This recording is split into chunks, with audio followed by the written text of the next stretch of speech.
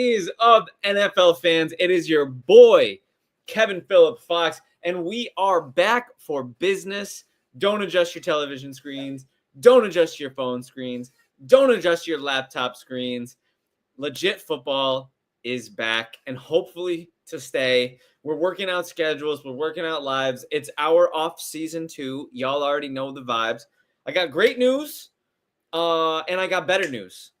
Let's start with the great news. The great news is, ladies and gentlemen, Anthony Weiner is back as our producer. No more scab. We have a little spot for you to celebrate Anthony's return. No more scab producer for Adrian. It's been ripped off. It's been healed over. There's just scar tissue now. And the better news, and I'm sorry to Anthony for this, but you have to understand, the Australian partner in crime, Adrian Ravito, is back from his real estate shenanigans. Podcast with us once.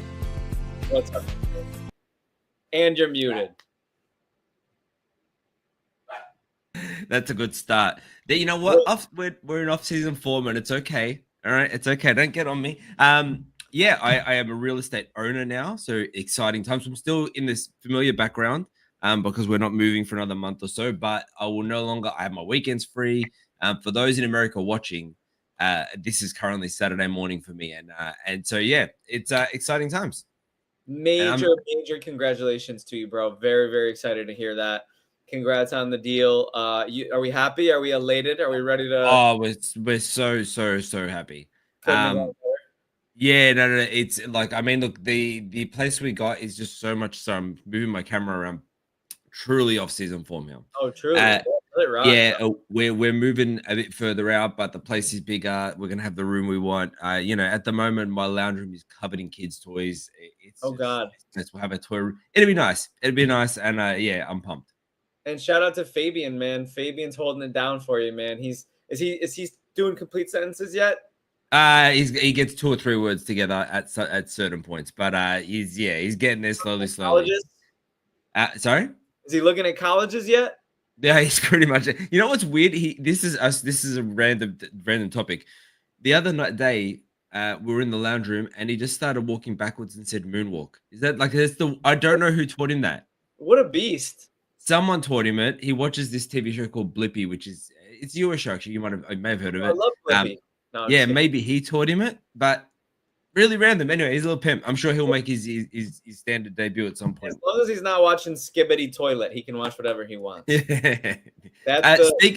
Speaking of being young, I've just noticed your haircut. Is that a business in front partying back?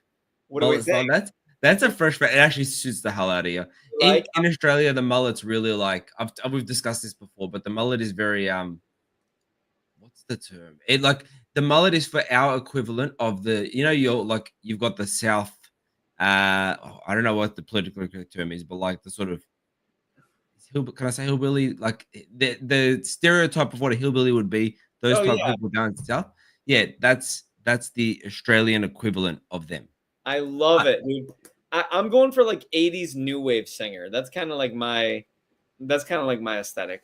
I could see you with like real big high tops, a popped collar jacket, type, fitted jeans. Yeah, I could absolutely. Let's make that happen, bro. Let's make that happen sooner than later. As much as we love the lifestyle stuff, you are here to talk to hear us talk about football, and we are here to talk about football. So, ladies and gentlemen, without further ado, we will be obliging, and we'll be starting off with our legit headlines. Now, if you didn't know this already, first of all, shame on you. One of the 134 people in the chat watching the podcast live, going up by the second. You should be subscribed to Legit Football via Legit Football. Is it .com? LegitFootball.com. Isn't that crazy? I forgot the website. We haven't had a test in like a month, and I forgot the website. LegitFootball.com.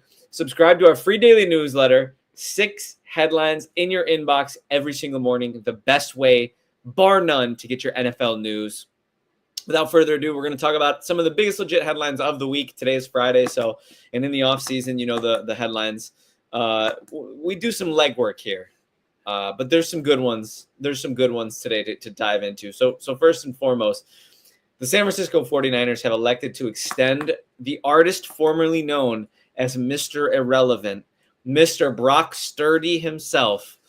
He has signed on as a long-term extension, 5-year, $265 million with $181 million guaranteed, and a rare in football, no trade clause, along with, at the same time, Fred Warner also agreeing to a 3-year contract. So the 49ers doing their off-season shopping, getting their boxes checked. Adrian, first thoughts on the contract for Purdy?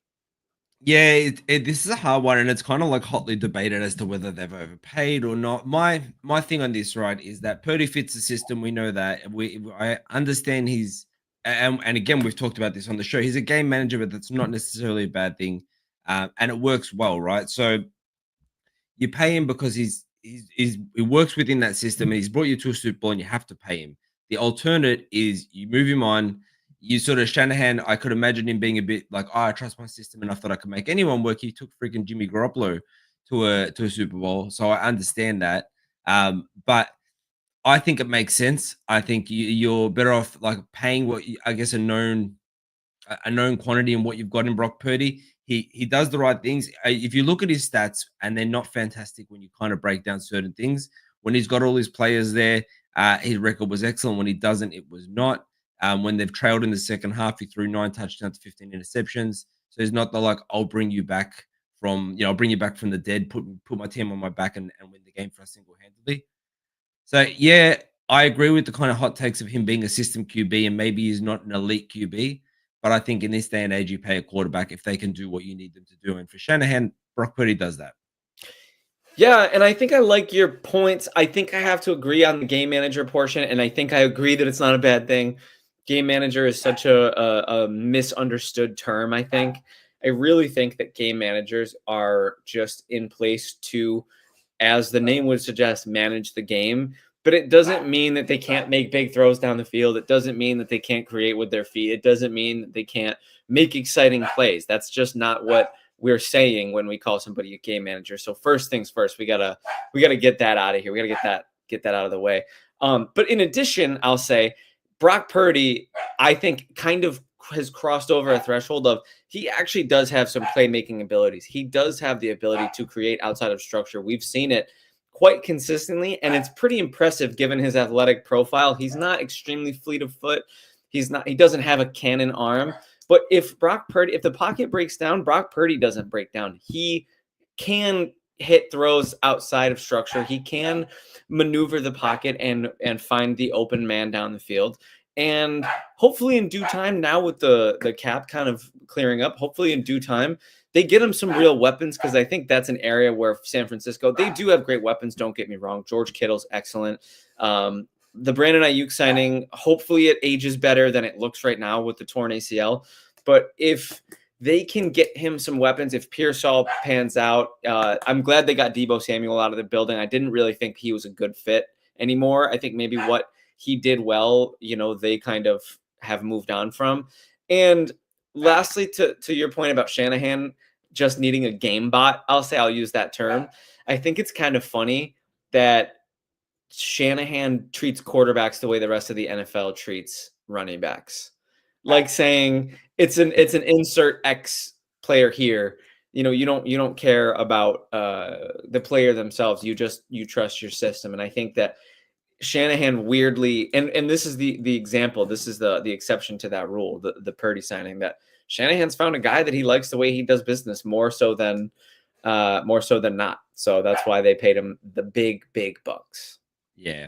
And look, and what I will say is that what is nice, if you can use that term, normally a new contract resets the market and usually you get a player who probably it probably doesn't deserve that. And if I can take a shot at my own team here, Jordan Love became the highest average annual salary when they paid him. He probably wasn't, not probably, he's definitely not the highest, a high skilled quarterback on right. the NFL. He might not even be top 10. So, he took a little bit of a haircut compared to sort of, I guess, these people who always reset the market. And at the end of the day, if you continue to get the play from Purdy that you've gotten so far, and he doesn't drop off a cliff, and I think a lot of this is kind of banked on Christian McCaffrey being who he was. Little tease for what's coming up in our fantasy YSL. Then I think this deal will work out where they'll look back on this deal like, all right, they made the right move. I think that's the way it's going to go. It doesn't feel like a Daniel Jones when he got extended. I was like, oh, what are you guys doing? And it's pretty funny because I kind of was thinking about bringing up the Daniel Jones stuff myself, actually, given the way of the world and the way of the quarterback market. Like, I recall being on this podcast not overly critical of the Giants for the Daniel Jones bag, even though it aged like a birthday cake in the rain. I don't really know how you can. It's so tricky because I don't think a player like Tua is worth what Tua's getting paid. But do you let a guy like Tua out of the building? Do you let a guy like Jordan Love out of the building? Do you let a guy like Brock Purdy out of the building? It's a weird benefit cost situation. I'm starting to wonder the true answer. I think, look, Daniel Jones, I was critical at the time. I think it was because it was juxtaposed against the Saquon Barkley extension that they didn't get done, which turned out to be a terrible idea. But yeah, I hear your point, because the thing with Daniel Jones or Jordan Love or Brock Purdy is, like, if they go somewhere else and be great, you basically lose your job over it. And at the moment, as Ahmad mentioned in the comments, he saved Lynch and Shanahan's job. So I think it was the right move to pay him. I agree with it. Maybe it's a bit more than he's worth, but at the end of the day, it's a quarterback. And yeah, you pay your quarterbacks. Yeah, absolutely. Before we move on, this is not about Brock Purdy related. Earlier, Armand said your hair made you look like the singer of Flock of Seagulls. Do you know who that is? Bro, Flock of Seagulls, of course, man. I ran so far away, bro. I had to Google it just to see it. Yeah, let's go. It's not quite, but I like it. That's kind of the inspo a little bit, And apparently that's the topic of the show. Pops likes the hair. Thank you, Father. Adrian, I'm gonna let you read this next legit headline while I go open the door for my aunt's dog, because he's gonna bark through the whole episode if I don't. So let's see what happens with Baxter in the room. Perfectly okay with that. I'll wax poetic while you're not here. Wax poetic for me. I'll be right back. All right. While Kevin gets his canine under control, here is our headline today. So we're talking about Patriots running back Travion Henderson. They're viewing him as a 3-down back. So in New England, sorry, I'm fixing my screen. In New England, they view rookie running back Travion Henderson as a potential 3-down back, meaning they believe he can stay on field for all phases of the offense, running, receiving, and pass protection. He is drafted 38 overall, and he brings explosive speed, elite pass blocking ability, and strong receiving skills from his time at Ohio State. We average 7 yards per carry and 11 per reception. Your thoughts, Kevin? Yeah, so Travion Henderson. Now you got to get him in the camera. I think he'll make his appearances, I'm sure, when he does organically. But for now, I'm just going to let him take a deep breath, because he just had a panic attack while I was in here.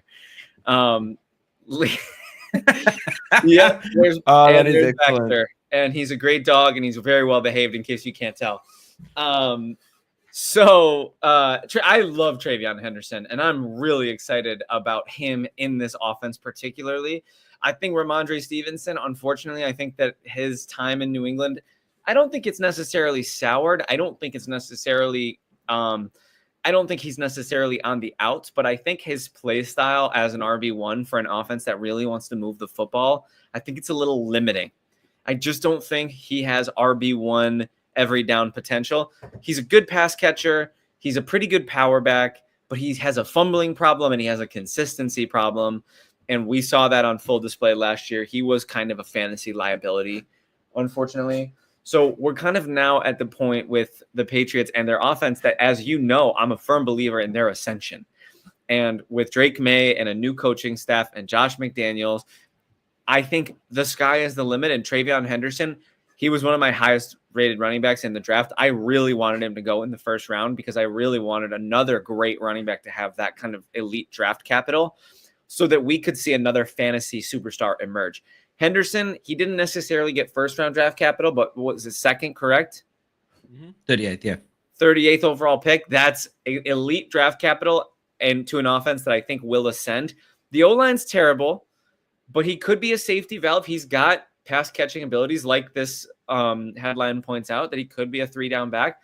I hope to not see Ramondre Stevenson entirely phased out, because I am a fan of him as a player. I just think he was a little bit limited. I thought the ceiling of Ramondre Stevenson's game had been reached, and it was time for the Patriots to invest in a new piece that was going to be more of a lightning to Stevenson's thunder. We'll see how that shakes out. Armand predicts Stevenson cut in the preseason. I think that's a little bit of a bold take. I don't know the cap ramifications off the top of my head.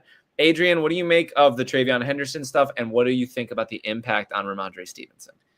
So I mean, look, Ramondre obviously had the issues with fumbles. That's probably like they originally viewed him as a 3-down back. Funnily enough, I don't think his pass protection was as good as what you're going to get from Travion Henderson, or at least how he's played in college. Let's see how he does in the NFL. But look, my take on this is it's Mike Vrabel, right? He wants big guys. He wants to run the ball down your throat. They went and drafted 3 big O linemen in the draft, starting with their number 1 pick in Will Campbell. Their first round pick. And Will Campbell. So I think that Henderson's stock is obviously on the way up, as the headline alludes to. I think Ramondre. I think if you're going to get, I don't see him getting cut. I think you can try and trade him, if nothing else. I don't believe they extended him to a point where they can't get rid of him. But to me, like Mike Vrabel is not Gerard Mayo. He knows what he wants. He's got an identity, and that is big bruises, and that's why they went and got Travion Henderson. That's why they drafted the way they did. And to me, Ramondre doesn't really fit unless you want to bring him down on 3rd down or just, I guess, rest Henderson a little bit. But if they view him as a 3-down back, to me, Stevens is probably a little bit too good to just be a rotational guy. You can definitely get some value for him, and you can go pick up a cheaper running back that can do that can kind of fill that role. And why not, right? I mean, if you want Henderson to truly be your 3-down back, why not push the chips in, get what you can for Ramondre, try to get like a 4th-round pick.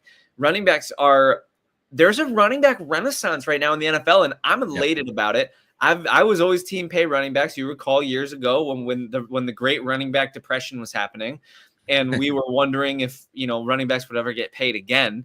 I was always team. And you know what? And it's going to come up in a lot of different areas. I'm looking forward to chatting with you about it more. We have a whole off season, and I'm sure we'll have plenty of topics to get into. But there's players out there, great running backs out there without bags right now. Ken Walker.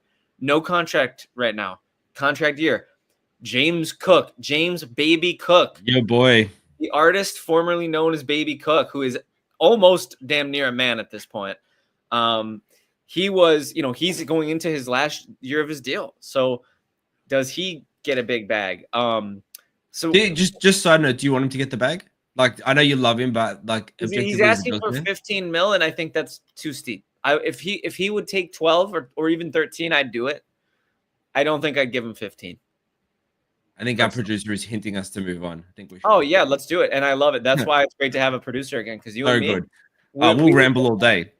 At the 40-minute mark, we would be wrapping up our Patriots discussion. We could still be talking flock of seagulls at the 40th minute if we want to. So last thing I'll say, because I do want to just tie the bow on this.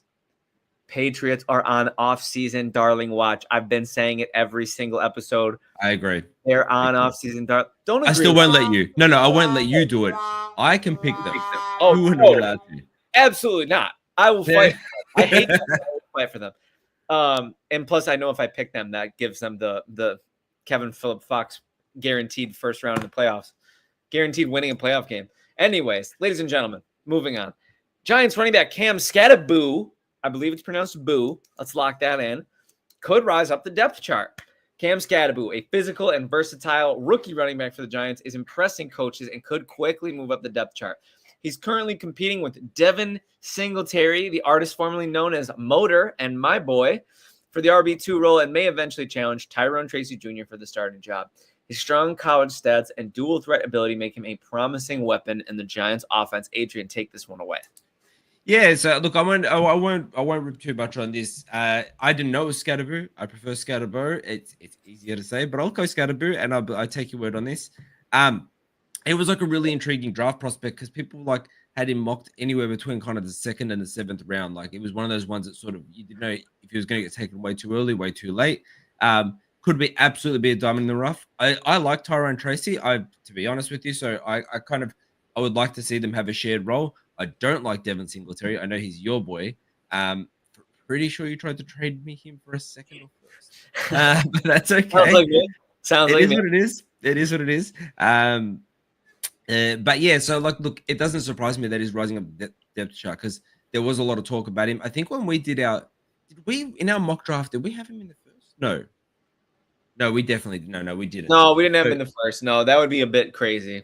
Yeah, and I know, agreed with that. But I think he's definitely got like, I guess he's got the skill set to be involved in a lot of the game. I don't think he's a 3 down back. He's a massive guy though.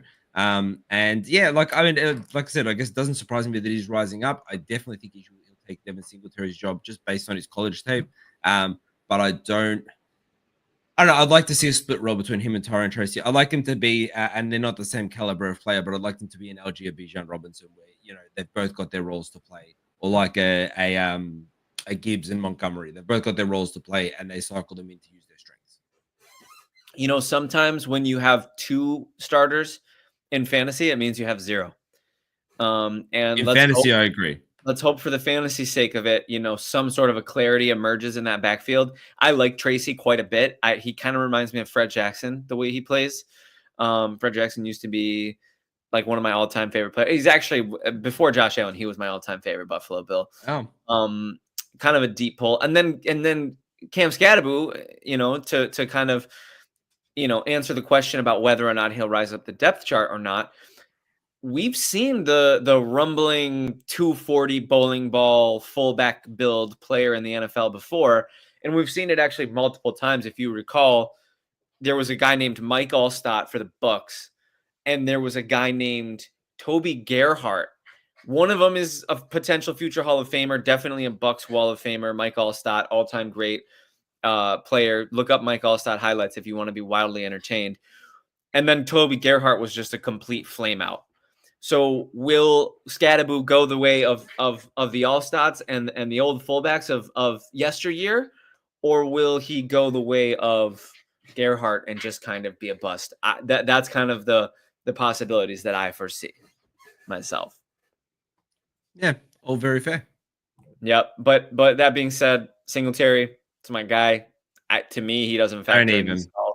Unfortunately, his limitations have just become his Achilles heel, and he'll always be good for 3 yards, and that's just not very appealing to anybody. He's probably gonna transition into a different phase of his career now, and he's lost. 4th and 2, he's not getting the ball for the Giants. Probably not. I think that would be Scadaboo or Malik Neighbors. Anyways, I got one more legit headline for you before we do a little fantasy segment in the middle and we wrap up with our main topic. Adrian Ravito. This is kind of big for both of our teams. Our teams kind of came out looking like softies on this one. Really, your team more than mine. My team. Well, they proposed it.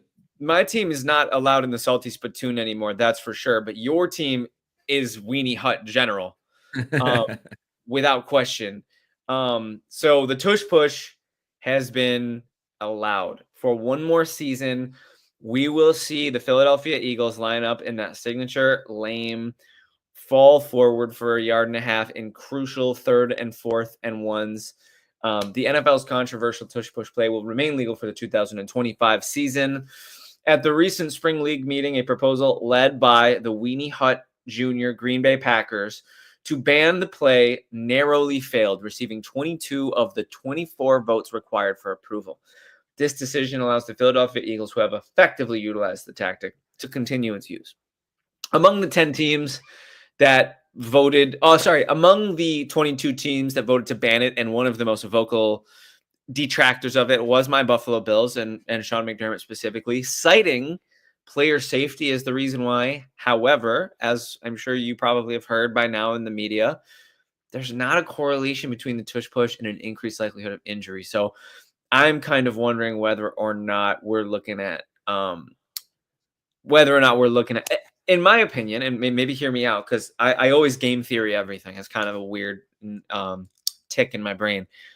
I think if I were to assume correctly, if I were to read the tea leaves, I think the Bills are pro tush push ban because Josh Allen doesn't need a tush push to convert QB sneaks for first downs.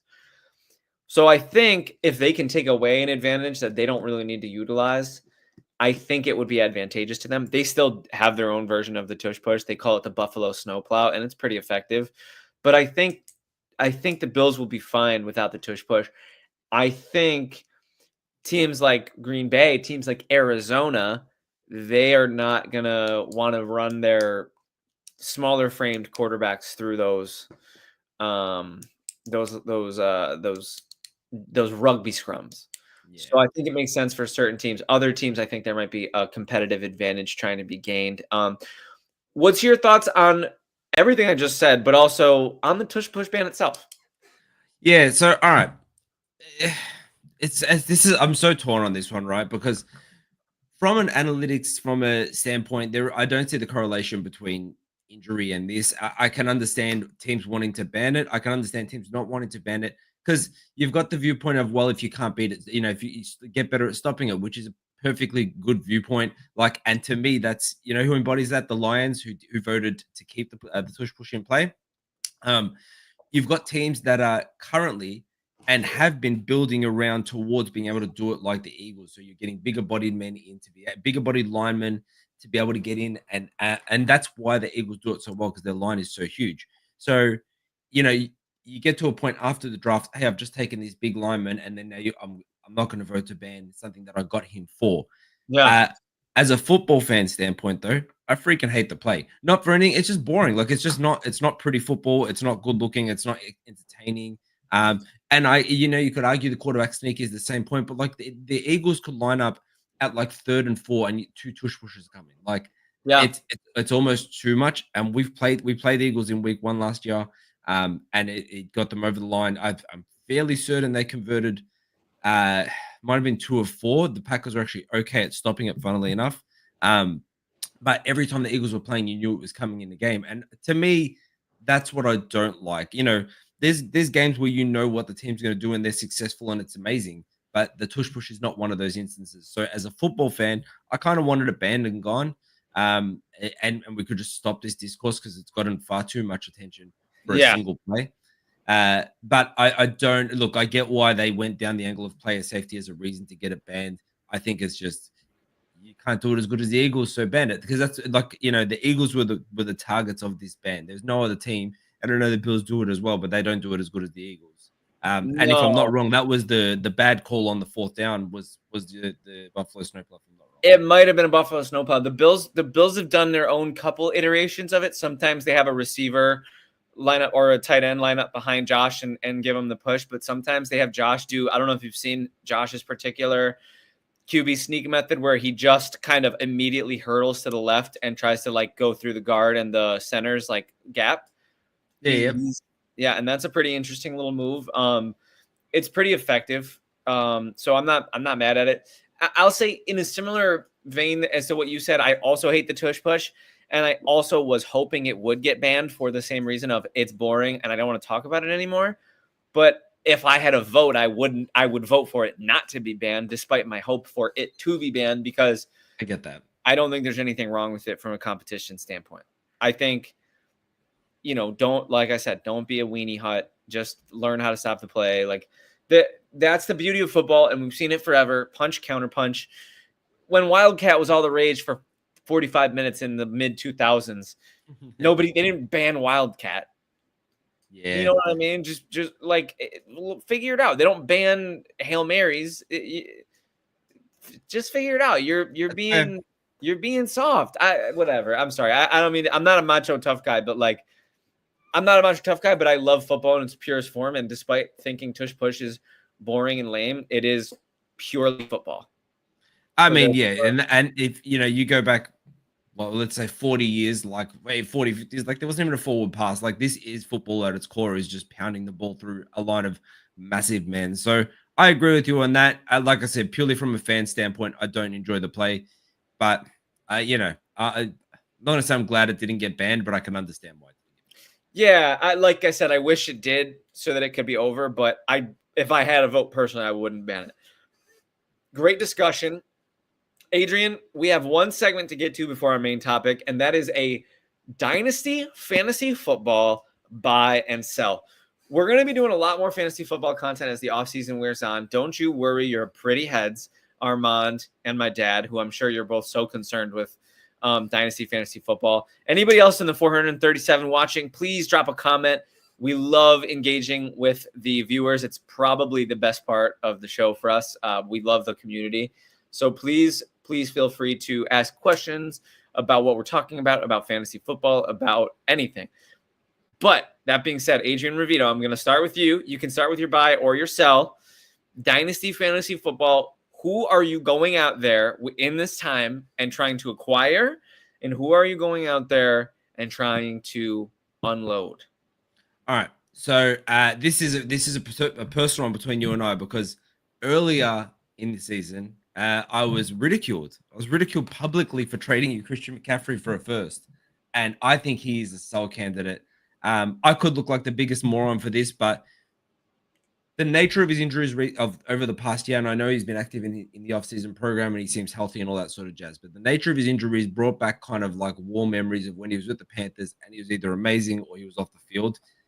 He's hitting his year 30 season, which we all know is kind of the void where running backs go to die unless your name's Derrick Henry. Brian McFadden running back chart trademark. Yeah, absolutely. And like, and you know what? Kind of rightfully so, because the stats do back it up. I just think. Sorry, I've got a bit of a cough. I'm a little unwell. So I think at the moment you can still get some value for him. And that's why I traded him very respectfully to you, because not to anyone, because at the time he was still worth first round capital. I don't know if that's going to be the case in 6 months' time. So to me, he's a sell candidate. Yeah. Agree or disagree? You know what? In his ADP in redraft leagues in the coming months is through the roof. He's a first round pick right now, Adrian. Yeah. You're still I'm out on him. I'm you know what? I'm out on him.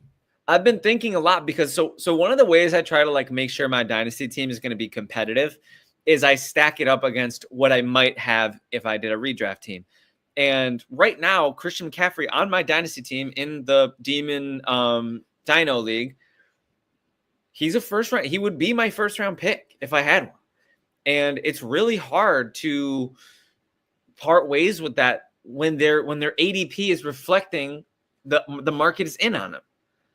So I'm having a hard time. I hear you long term. It's dynasty. So I hear you long term. What about just this season? What about redraft? Are you touching him with a 39.5-foot pole?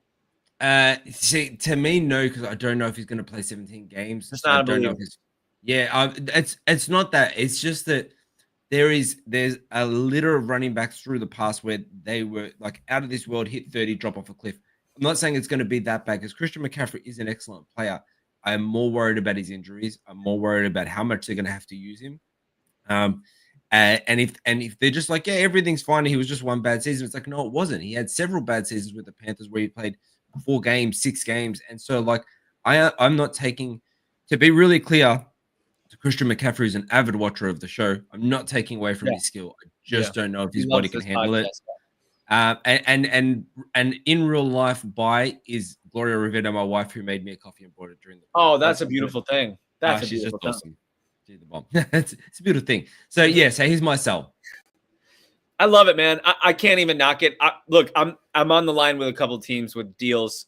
There's one deal I have with our best friend Kyle, where I'm gearing up to try to get Bucky Irving for Christian McCaffrey. It's gonna take. That's a good move. It's gonna take Christian McCaffrey plus. So I'm paying the premium for Bucky being 22 years old, but I'm a huge Bucky Irving fan. He might have been my buy, but it's a little too on the nose. I think I'll maybe get a little bit craftier with my buy, if you will. Here's what I think you should do. Okay, I have a tough one. I have an absolutely sickeningly brutal one for sell. I love this, and I'm gonna do it. I'm gonna say it. I'm gonna say it with my chest, and I'm not gonna be afraid. If you scared money don't make money, and if you hold on to players like this, you might be scared money. An all-time great fantasy football asset for me in all across my dynasty leagues. I have him in several, and I'm not talking about selling him. I'm using him as an example. The great Mike Evans, one of the all-time most consistent and effective players. If you would have sold him at 28, you'd feel dumb, because he's 31 and he's still getting 1,000-yard seasons every year. He's still helping your fantasy team win. I don't know if you're going to be able to say the same thing about A.J. Brown through his late 20s. Just recently bought him. And it's sickening because, and you know what? If you can get him at a price, that's fine. But he's old and he's not old. He's about to be old. He's about to hit that threshold where had I sold Diggs when he turned 28, I would have been a lot happier with my haul than I did when he turned 29 and he got traded away from Josh Allen. I think you want to be ahead of the A.J. Brown curve and capitalize on what could be elite top 5 dynasty wide receiver value for a player that I don't think has many top 5 wide receiver seasons left. And I think he'll have great seasons. And I think he could be a top 5 receiver this year. But will he do it several years? He's tied to that organization. He signed a big contract.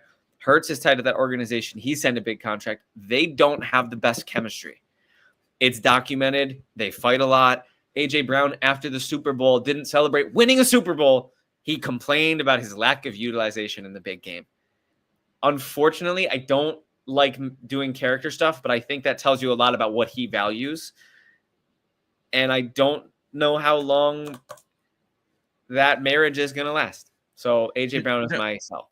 It's such a fair point. And I think at the very least, right, and as someone who just recently acquired him as well in one of my teams, can't remember which one, you pay for a receiver who is going to be within the top, 10 wide receivers each week, and that's just not what we've seen over the past season. He absolutely will hit into that top 10, top 5 half of your games, right? But you're not paying for someone that does that half of your games. You can hit that with a lot of other different receivers. Someone you just mentioned, Mike Evans, can probably do that quite comfortably. And footnote is, there have been a more beloved, like universally beloved receiver like Mike Evans. Everyone just, anyway, I love that. He's the GOAT. No, I love Mike. So cool. One of my favorites. All right, Adrian. But to your point about AJ Brown, is I can actually see that you can probably he's a sell high right now. Just won the Super Bowl. There was like, his marriage with Jalen Hurts is broken, and then he came and had 2 touchdowns and 100 something yards. I can't remember what it was the next week. So he's a weird one, but he's a weird one to figure out. You may still get a good season out of him coming up, and I really truly hope you do, because I've got him. But I don't think it's a long-term marriage. I agree with you on that. Yeah. Give me your buy, Adrian. All right. Homer pick. Can I pick a homer pick? Oh, yeah. Actually, sorry, before I pick a homer pick, are we staying away from rookies? No, why not? Let's talk rookies. I'll give 2 tight ends, right? So if you've got a tight end premium league, here's the way to go. I think Mason Taylor is going to be excellent for the Jets. I think he landed in the perfect spot. I think if you look at their depth chart, he's probably second. Justin Fields is holy crap, let me scramble. There's pressure, let me get out of the pocket and look for my nearest safety valve. That's a big tight end. So I think Mason Taylor is going to be, I think he's going to really be excellent. Because they were mocked to take not Colston Loveland, what's his name? Tyler Warren. By a lot of people, because they needed tight end help. Yeah. They ended up getting Mason, and I think he's going to be an excellent tight end. So I'd be buying on him, and I'd be paying a little bit extra because I think he's going to be great. I could see him having a Dalton Kincaid rookie season. If not a little bit higher. I don't think he's going to be a Sam Laporta, but I think he could have that kind of season. And my other tight end homer pick, Tucker Kraft, is wildly underrated. He's awesome. I think he was tight end 3 off the top of my head, and I'm just pulling this number out of nowhere. It was either tight end 3 or tight end 4 last season. Really, really underrated. That seems high. I don't think that's right. But that's my buy. I'm gonna look it up so I don't lie to the people. Yeah, vet it. But if I were a betting man, I'd say under. But what are your thoughts? So, like, as far as use for Tucker Kraft, Luke Musgrave is back. That was high. Tight end. You know what? Oh no, this is draft rank. Hold on. Wait. Yeah. Let me see. Where did he finish? Let's take a look at that. So we can search Tucker Kraft, and then we can look at his history. Sleeper's the best for this stuff. Oh yeah, you have him in this league. He was tight end 9 last year. All right. So either way, not bad. Still tight end 1. Yeah. Yeah. 100%, and his use is going to go up. Luke Musgrave is healthy again, but I think he's kind of like pulled away from the flock here. And I think he's not the tight end 1 in Green Bay for sure. And he's got a lot of chemistry with Jordan Love. I just think he's being slept on a lot. And if you watch Green Bay, obviously, like I do, sometimes as a fan, you've got to discern like what is my homer take and what is like an objectively really good player. And if you see the moves Tucker Kraft makes and how violent he is once he gets the ball and his yards after the catch, he's only going to get better. While he's still young, he is awesome. Yeah. I'm actually a huge Tucker Kraft fan, and I like it for a couple of reasons, but really the big one is he's just got a nose for the end zone. He really does. He's going to be a guy. And I think if you're going to buy him in Dynasty, which I'm not against, I think you got to buy him at a low cost. You got to buy him with the Musgrave fear. So you have to sell to the Kraft owner that Luke Musgrave is going to take over the job and throw Kraft in a bigger trade, throw him in as a fodder to get a deal done. But really, that's who you're eyeing. You got a Trojan horse him. That's what I think the answer to the Tucker Kraft trade is. I love it. I think it's a good call. Just make sure your expectation. You're not saying go out and trade Christian McCaffrey for Tucker Kraft. You're just saying buy Tucker Kraft at cost. I am saying, all right, so take this for what it's worth. I would say tight end 4 or 5 next year. Well, this year. Sorry. Yeah, we're gonna have to bet that for fun. I disagree, but I think he'll be a top 8 guy for sure. I can see Brock Bowers, Trey McBride, Sam Laporta. Let's do fantasy finish 5.5, and let's make a bet. You got it. All right, I got our producer to keep our bookie. Yeah, I got the above 5.5. All right. Last but not least, before we move on to the main topic of the show, the schedule release portion of our evening, I will be talking about a buy now. And I think that the buy is something that you have to approach, as I just said, kind of tactfully, because it's all about cost, right? It's all about market. And what I always say, and it's so cliche, but it really carries so much weight, what somebody is worth is what somebody will pay for them. And I'm a huge fan. I like this dude's game. He's fallen off a crazy cliff. And about 2 months ago on this very podcast, I had a breakdown because I realized I hadn't traded him yet. But that's how fast things change. That's how much the cookie crumbles. And my friend, if you didn't know better, you would think Travis Etienne had one leg from the way that the fantasy community is treating him. Is this a buy? What? Is this a buy? Travis Etienne is a buy? Travis Etienne is a buy because the market is terrified of him. Tank Bigsby and Tootin are both being drafted around Travis Etienne in ADP right now. Bro, Travis Etienne has been an RB1 multiple times in his career. He looked like crap last year. Let's just call it what it is. Tank Bigsby looked better. But is Tootin that special of a player that he's going to supplant Travis Etienne? Liam Cohen likes a one running back system, and Travis Etienne has outstanding production at the pro level. If he gets right, if he gets over these injuries, and even if he freaking doesn't, Adrian, do you know what you can get him for right now? Probably a 3rd round pick. Yeah, I could say probably that. A 3rd round pick. And his upside, we already know his upside is top 5 running back. I appreciate a man who can look at his previous decisions and say that was wrong and here's where I sit right now. But I can only appreciate you from a distance because I'm not on this same zone with you. I do not think he's going to be. I can understand the value of getting him for a 3rd or 4th, maybe as your backup, but I'll tell you why. So you've got Tank Bigsby, who we know is an excellent running back. Tootin, yeah, maybe he's not generational. Excellent's a stretch. He's fine. Okay, good to great. Good. No? Good. Okay, great. good plus. Good plus? I think just good. I think okay. Fine to good. All right, take good. All right. You've then got a game that is going to go through the air. Like they're Jacksonville Jaguars are building to have a game that goes through the air. They drafted Travis Hunter. They got BTJ, who's an excellent player, and he is an excellent player. De'Ami Brown also took leaps forward last year. I just think they're going to be going through the air. They're not going to be pounding the rock as much, and I just don't think that Travis Etienne is going to be like. I just don't class him as a buy. If someone would offer me a 3rd for him, I'd probably take it.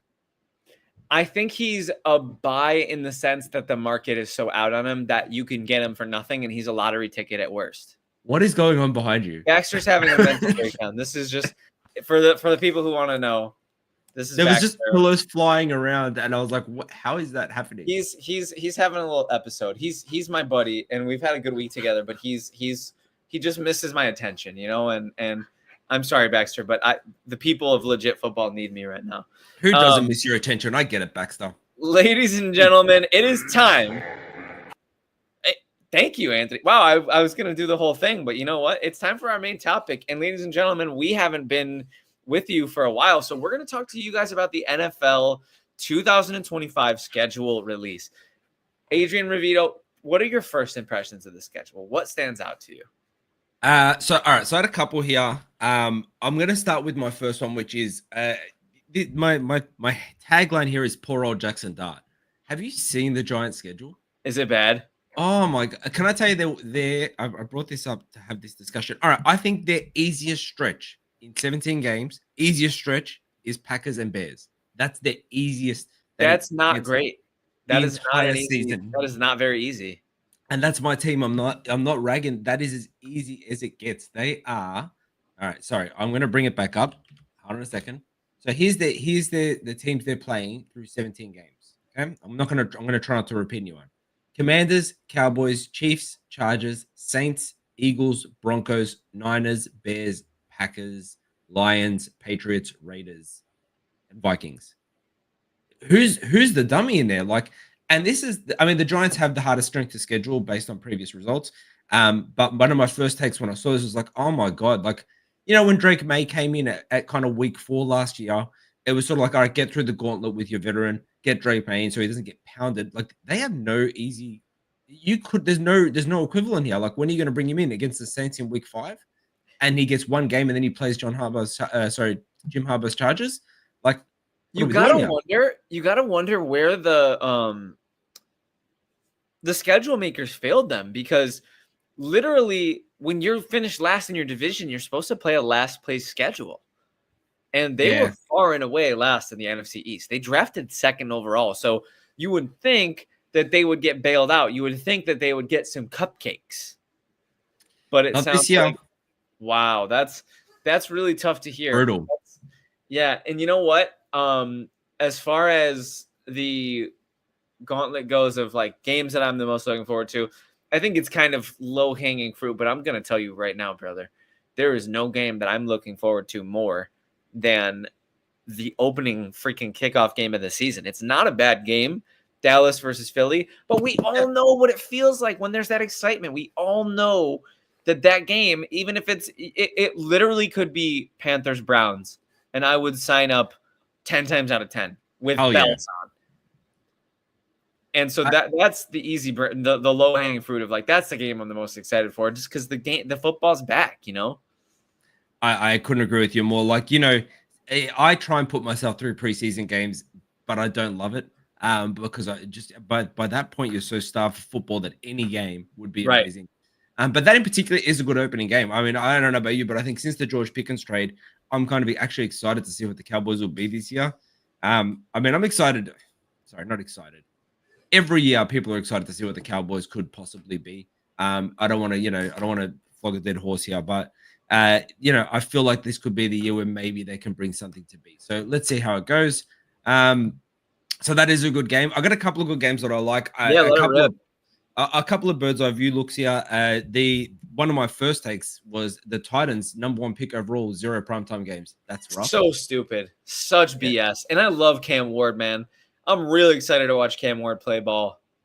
Yeah, ditto. I did it, and I mean it's just kind of like I mean the Browns didn't get any primetime games either, and there was one other team I can't remember who it was, but like the Giants have primetime games. You got Jackson Dart. Like give the #1 overall. Give the kid a go. Yeah, exactly, bro. Like, and they usually do. Like, if the 1 and the 2 play each other, then throw it to the 1 and the 2. The top 2 highest drafted quarterbacks. I'll say another one that kind of is in a similar vein, but it feels like rookies because we haven't really seen too many games from these players. So I believe it's week 2, one of the primetime matchups that I'm the most excited for, Sunday Night Football, the Michael Penix led, so 3 starts in his career, Falcons traveling to Minnesota to take on the J.J. McCarthy-led Minnesota Vikings. J.J. McCarthy is a classic case of the NBA rookie, where everybody calls you a rookie and you get Rookie of the Year votes, but you ain't no damn rookie, bro. You played in the league, bro. You sat in the meetings, bro. You were on the sidelines, bro. You had the checks. You ain't no damn rookie. You ain't getting no Rookie of the Year votes from me. That's tough but fair. And this is an awesome game. You know why? Because Penix is such a exciting prospect at the moment. He is. And short of having an absolutely disastrous week 1, it's still going to be even if he has a good week 1, mediocre, it's going to be like, well, what could he be? Right. What's he going to do? So it's going to be like, I don't think that, The Dirty Birds tend to sometimes you get to week 8 and you're like, all right, well, they're dead in the ground. They're not going to be in the puffs. We don't know what they're going to be this year, and I'm excited to see it too. And JJ McCarthy, they sent Sam Darnold packing. They didn't want Rodgers. They believe in him enough for all of that. So let's see what he is.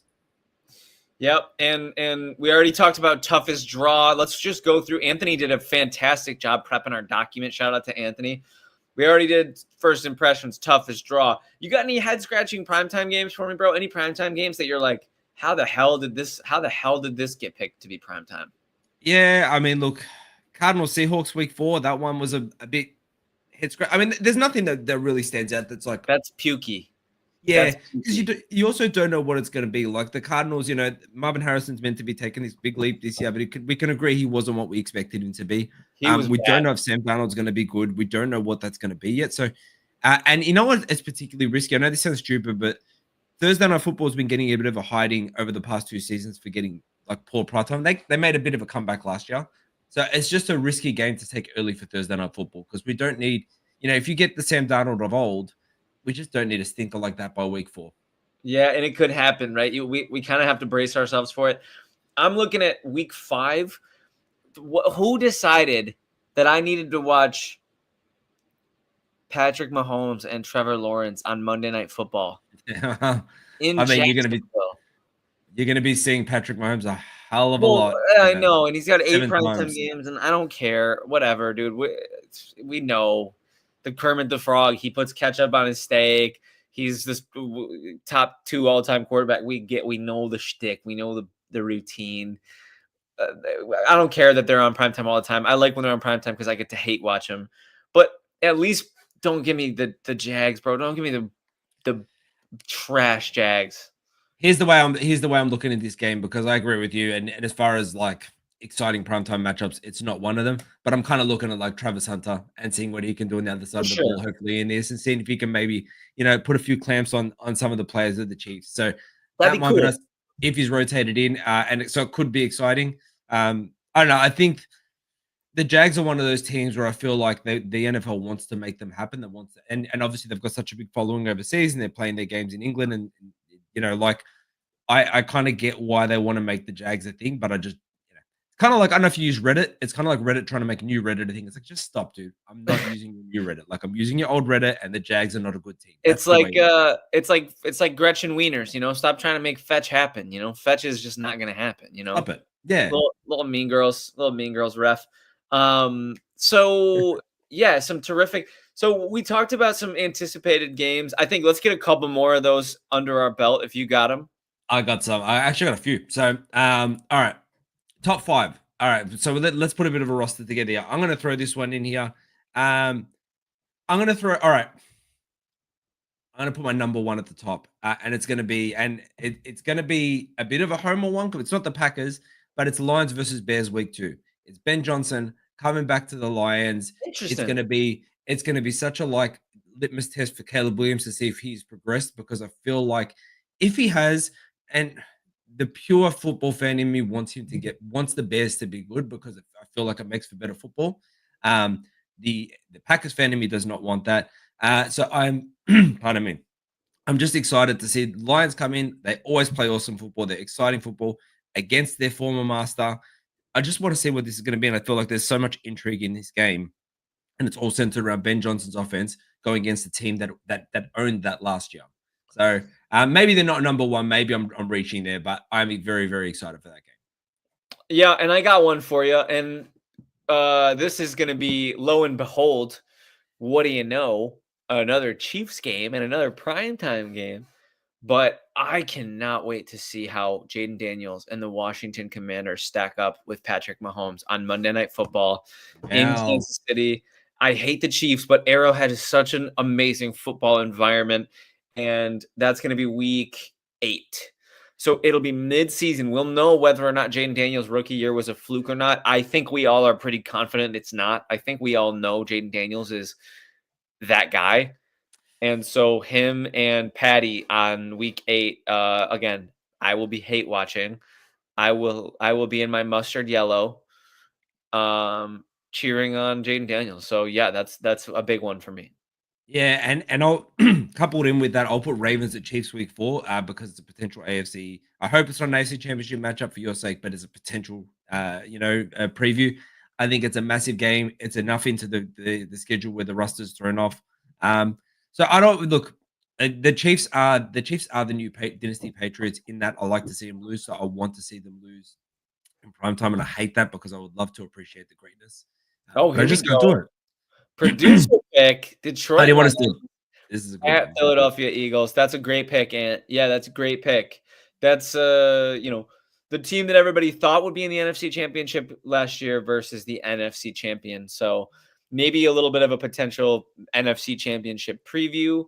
I think my dad put in the comments, and I'm just trying to verify what week it is. But I know, oh, geez Louise, what am I thinking? Week 1, the Buffalo Bills are taking on the Baltimore Ravens at Oh, home. huge. I think at home. What a start to the season. What an the current MVP versus the former MVP in a rematch of the AFC divisional round playoff, which is one of the best playoff games I've ever seen. That game is going to be complete fireworks. And I will say, I'll preview this. The Bills' 2 offseason acquisitions of Larry Ogunjobi and Michael Hoyt, both on the defensive line, suspended for that game. Not a great game Ouch. to be missing 2 of your best defensive linemen against Derrick Henry and Lamar Jackson. I'm just throwing that out there. So that was our top 5. I'm just counting this out. But I've just got to throw in a consolation pick. Rapid fire. Packers at Steelers, and it's preempting that Rodgers is going to be there. That's a weird one. Can I just throw a different view on this because I feel like it's going to be the Packers versus Rodgers. If he's there, I feel like there's going to be no animosity. I feel like it's going to be a bit of a redeeming game for Rodgers, and I hope I had a bit of self-reflection time and I thought I'm glad he's not my quarterback anymore. But man, he did a lot for the Packers. And, he's one of those personalities that's hated in the media, but anytime you talk to his teammates, they seem to love him. Jordan Love seems to love him. Matt LaFleur has no hate for him. Like, even though he's a diva, his teammates do seem to like him. If you take out Garrett Wilson, is probably the only one who didn't seem to be. So I'm actually kind of looking forward to this because I feel like it's going to be built up as this big revenge game, and there's going to be absolutely no hate on the sidelines. There's going to be hugs all around, and maybe it's going to shine a bit of a good light on Rodgers. That'd be cool. The Packers and Rodgers deserve a little kumbaya moment after everything he did for them and kind of how sour things got and his 2 years in the Big Apple. I completely agree with that. Rookie spotlight games. You got a big rookie spotlight game. The Jags and the Titans will be fun. Seeing Cam Ward take on Travis Hunter, because man, how do you not? I mean, bro, Travis Hunter's like one of the greatest prospects of all time. So him that'll be awesome. Ward and the team that theoretically turned him down to draft Cam Ward. It's an interesting one because they'll play twice in the same division. So that's a game I'm looking forward to. And that I agree, and I think that'll be fun. And they've already Cam Ward and Travis Hunter have had a little bit of like. What's the word? A little bit of banter, like friendly banter, whatever it is. So that'll be interesting. Yeah. Giants Pats week 13. I know Drake May is no longer a rookie, but by week 13, Jackson Dart, I assume, will be the starter. And going up in prime time against Drake May. That'll be an awesome game. I'm excited for Jackson Dart. Am I crazy? Yeah. I got a little Dart fever. Yeah, I mean, look, if Brian Dable is the man you believe him to be, and I say you specifically, then I think he'll be a good starter in this league. I mean, bro, when Joe Brady inevitably gets poached to be a head coach of a team, and if the Dart experiment fails and Dable gets canned, I'd welcome him back with open arms. No doubt. No doubt. Let's talk holiday games. Is there any holiday games that jump out to you immediately that kind of excite you? Is there any spicy ones? Are there Packers Lions Thanksgiving? Nice. Yeah, that's got to be that's got to be my number one. I've got to look up what the Christmas games are, but Packers Lions. Do the Bengals have any holiday games? We haven't talked about the Bengals at all, and I think we'd be remiss.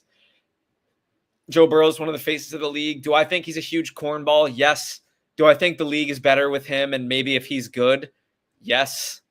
That's right. At Ravens, and he complained. He already Joe Burrow. Oh my God, bro. He complained about, we have to play a primetime game in Baltimore. It would be nice to have one here. bro, I'm sorry, but like, bro, shut up. Yeah, just stop that. He's such a dude. He's such a bozo. I'm sorry. I think he's an incredible football player. I love watching him play, but his whole shtick, his whole cool guy, hot guy shtick is so tired to me. Yeah, look, he's a little. I totally get that. I really do. Not my cup of tea. I think the person and the player are two different people as far as a fan Agreed. perspective. On the field, he's an animal. He's built different. Yeah. He's incredible. I agree. But he's a goober. Christmas game day has Lions and Vikings. That'll be awesome. Cowboys, that's a great game. That's two good. Any excitement for McCarthy? I'm a little nervous. I don't know how I feel. Yeah, I agree. I was kind of a little bit surprised when they sent Darnold packing. I felt like they could have tagged him and kept him for a year. But then I understand why they didn't. You know what I'll say? For it's not so much JJ McCarthy, but I do believe in KOC. And I do believe that he can turn anyone into a star. If you can make Sam Darnold work, he can make JJ McCarthy work. So they seem to be convinced in the building that he's the guy. Yeah. So I think we've kind of scattershot touched on everything. Adrian, Anthony, any more games that we didn't talk about, matchups that we didn't talk about? I kind of wanted to take more of a holistic approach than be too regimented in our breakdown of the schedule, because I'm sure those schedule release episodes are very popular when the schedule releases, but we all know it feels like a decade ago. So we got to touch on it. We got to give our 2 cents, but it wasn't in too much of a regimented fashion. Anything else you want to touch on from, like I said, Anthony's phenomenal work in the document here? I have one question for you, and this is out of the blue, and you may not have an answer, so you don't have to. Was there any particular schedule release videos that you watched that you liked? That I what? You know the teams do their schedule release videos.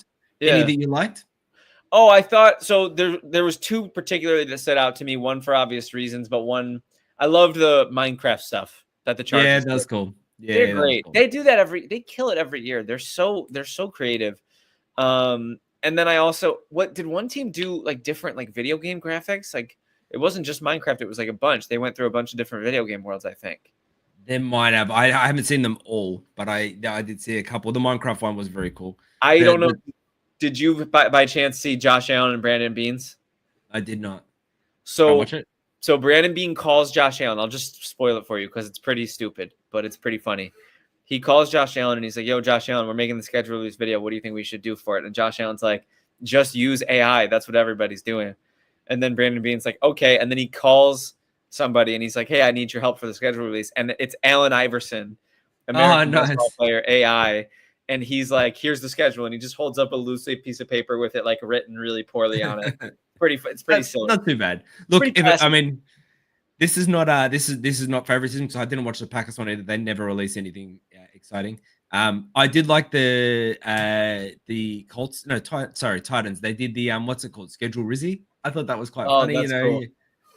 But what I did, it made me do is I went back and watched the Titans' previous 2 years where they did that like Times Square interview. So funny. That was hilarious. Every single time I see that, it cracks me up. So quality.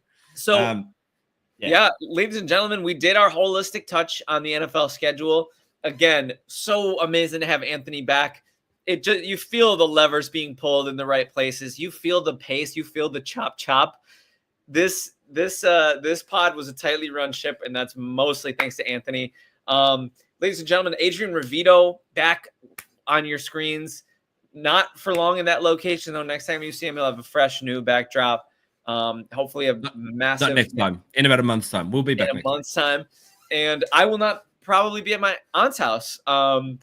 So, ladies and gentlemen, from myself, Kevin Phillip Fox, Adrian Vito, Anthony Wayner, Legit Football. Anything else you want to say to the good people, Adrian?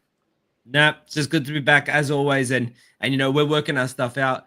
My son didn't make his telltale appearance. I'm a bit disappointed about that. But other what than happened? that, come on. Yeah, look, he must be having fun in the other room with my wife. They're probably watching. They're probably watching you on the TV. He's probably learning about football now, so he's ready to start listening to the pod and not just. He actually like anytime there's a football around, he goes and grabs it and he throws it. So you don't know this, but Aussie rules football is very much a kicking game. But he starts throwing it, and I'm like, that's how it's got to be, son. I love it. He's gonna learn. I love it. Well, I'm Kevin Phillip Fox. That's Adrian Revito. He's Anthony Weiner. This is Baxter. And ladies and gentlemen, we are out.